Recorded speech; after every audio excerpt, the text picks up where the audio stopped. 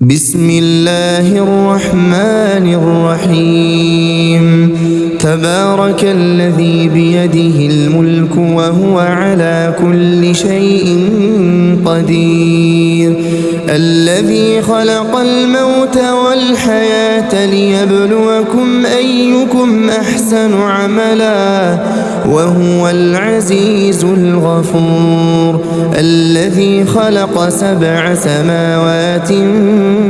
طباقا ما ترى في خلق الرحمن من تفاوت فارجع البصر هل ترى من فطور ثم ارجع البصر كرتين ينقلب إليك البصر خاسئا وهو حسير ولقد زينا السماء الدنيا بمصابيح وجعلناها رجوما للشياطين وأعتدنا لهم عذاب السعير وللذين كفروا بربهم عذاب جهنم وبئس المصير إذا ألقوا فيها سمعوا لها شهيقا وهي تفور تكاد تميز من الغيظ كلما ألقي فيها فوج سألهم خزنتها ألم يأتكم نذير قالوا بلى قد جاءنا نذير فكذبنا وقلنا ما نزل الله من شيء إن أنتم إلا في ضلال كبير وقالوا لو كنا نسمع أو نعقل ما كنا في أصحاب السعير فاعترفوا بذنبهم فسحقا لأصحاب السعير إن الذين يخشون ربهم بالغيب لهم مغفرة وأجر كبير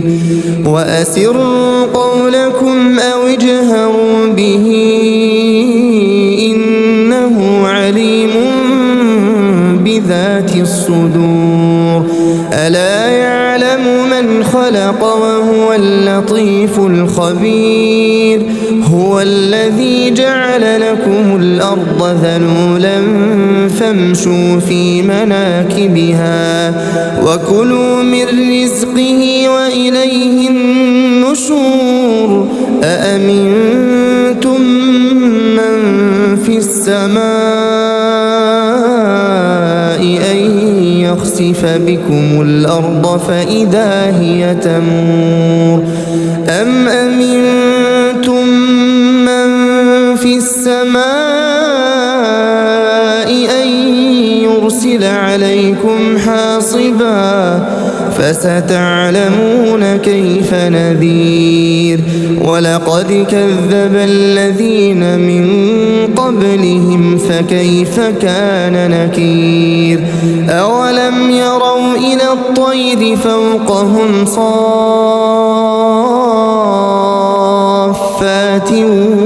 ويقبضن ما يمسكهن إلا الرحمن إنه بكل شيء بصير أمن هذا الذي هو جند لكم ينصركم من دون الرحمن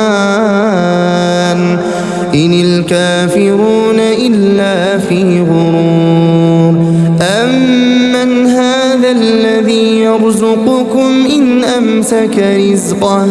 بل لجوا في عتو ونفور أفمن